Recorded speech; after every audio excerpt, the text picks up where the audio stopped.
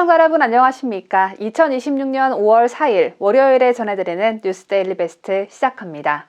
부정선거가 아니었더라면 본래는 야당이었어야 했던 더불어민주당, 공산 세력들의 도움으로 여당이 되어서 입법부를 장악하고 있고 이제는 지방자치단체장까지 싹쓸이해서 이 나라 곳곳을 단 한 곳도 빠짐없이 장악하려 하고 있습니다. 그러나 6.3 지방선거가 한 달밖에 남지 않은 이 시점에서 민주당을 대표하는 정청래라는 인간이 대형 사고를 쳤죠.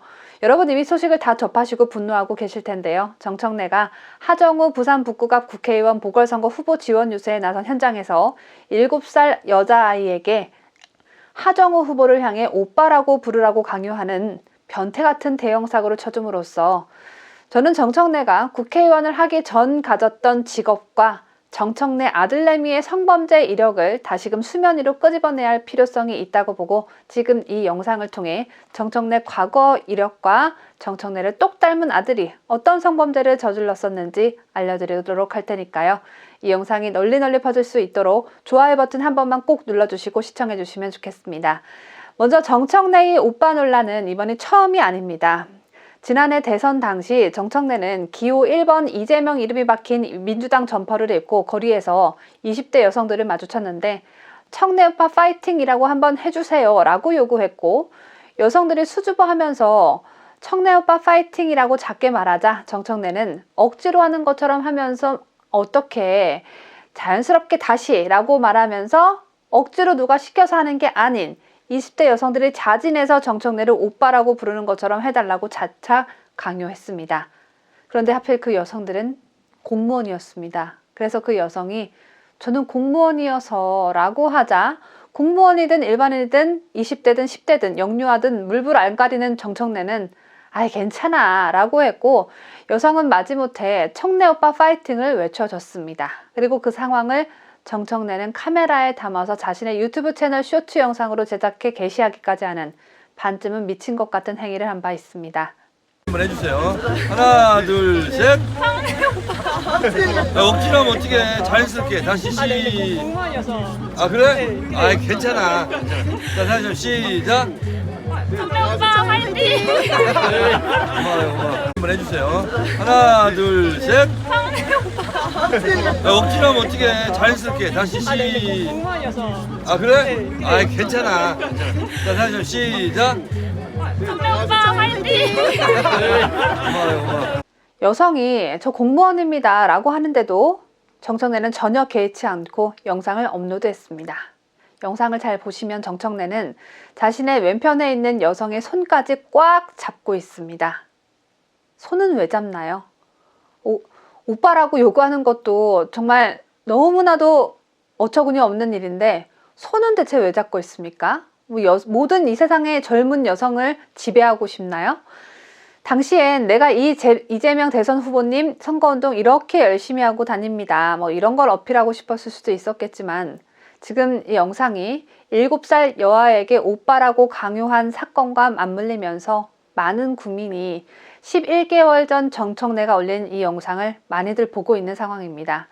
정청래 나이가 환갑이기 때문에 이 여성들에게 정청래는 아빠와도 같은 나이대입니다. 그런데 정청래는 20대 여성들에게 그리고 7살 아이에게도 오빠를 강요합니다. 심지어 작년 선거운동은 이재명 이름이 적힌 옷을 입고 이재명 대선 후보 선거운동 중이었던 건데 이재명을 알리진 않고 지 이름을 대고 정청래 오빠 파이팅이라고 해달라니 이에 대해 이재명은 어떻게 생각하는지 갑자기 궁금해지네요.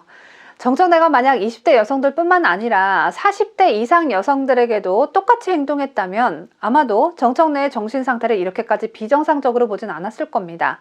정청래가 유권자들을 만나는 모습을 제가 쭉 살펴봤는데요. 정청래는 그 오빠랑은 호칭을 40대 아주머니들에겐 강요하지 않았습니다. 입 밖에 꺼내지도 않더군요. 사진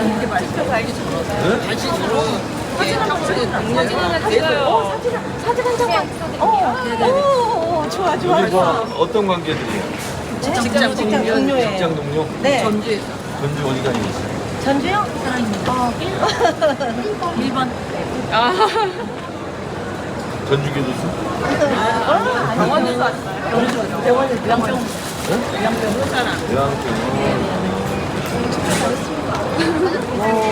잘했어요.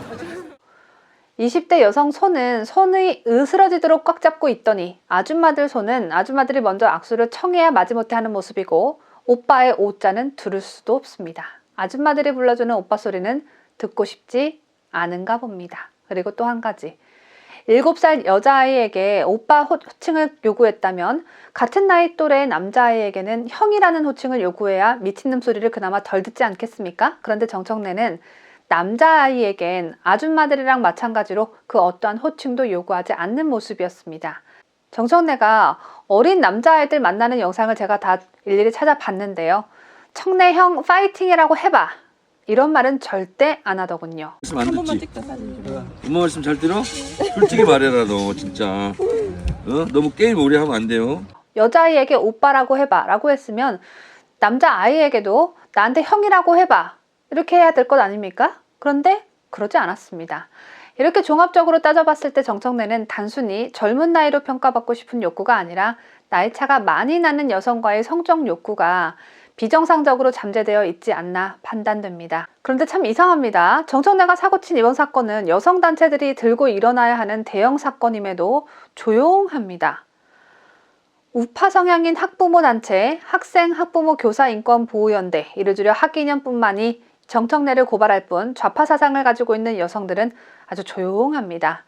학인연은 오늘 서울 서초구 대검찰청 앞에서 기자회견을 열고 정청래 대표와 하정우 후보를 아동복지법 위반, 정서적 학대 혐의로 고발한다고 밝혔습니다. 60대와 50대 남성이 8세 초등학생에게 자신들을 오빠라 부르도록 수차례 강요하고 재촉한 행위는 아동에게 심각한 수치심과 심리적 압박을 주는 것이고 명백한 아동인권 침해이자 정서적 폭력이라고 학인연은 고발의 이유를 설명했습니다.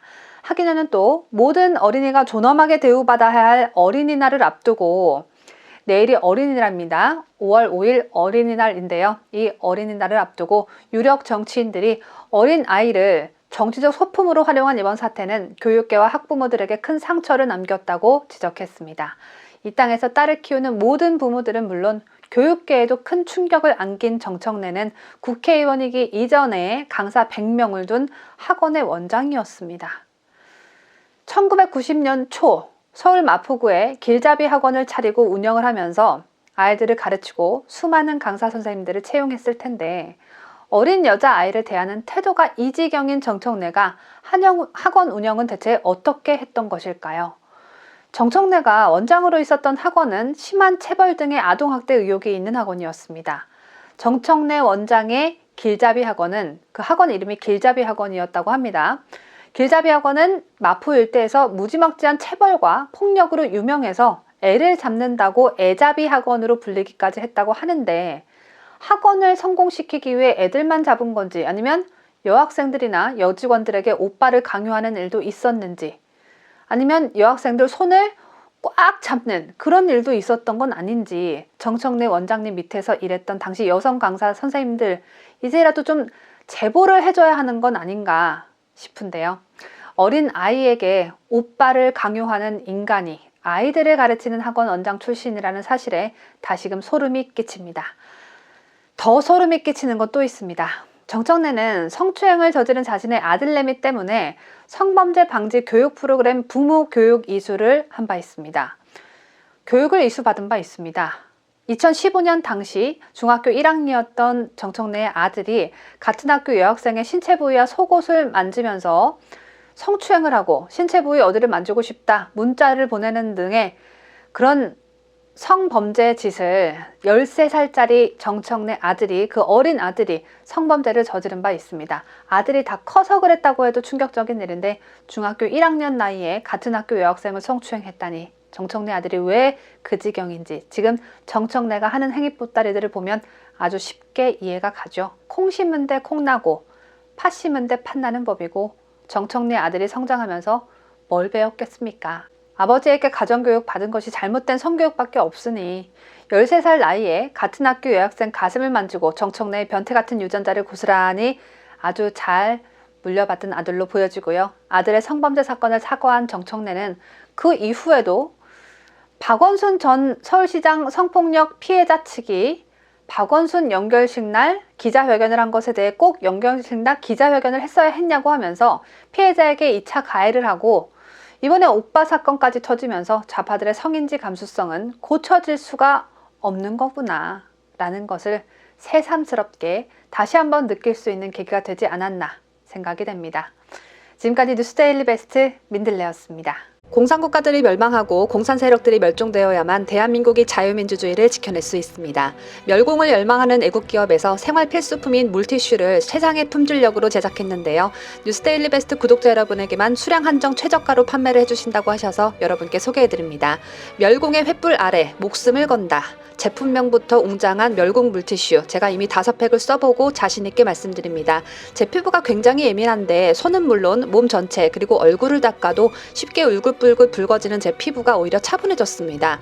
지중해 지역에서 자라는 로즈마리 잎에서 얻은 식물유래 성분이 함유되어 있어서 외부 환경으로부터 피부를 보호하고 민감해진 피부를 산뜻하게 정돈해주는 멸공 물티슈이기 때문에 민감성 피부로 고민이 참 많은 제가 걱정 없이 사용할 수 있었고요. 세계적인 독일의 피부과학 연구소에서 더마테스트 엑설런트 등급을 인증받아 더욱더 안심하고 사용할 수 있습니다. 멸공 물티슈는 가로 18cm, 세로 16cm로 다른 제품에 비해 사이즈가 굉장히 큽니다. 프리미엄 원단을 사용해서 두께 또한 두툼한 데다가 올록볼록 엠보싱 원단을 사용해서 더욱 잘 닦이는 효과를 얻을 수 있습니다.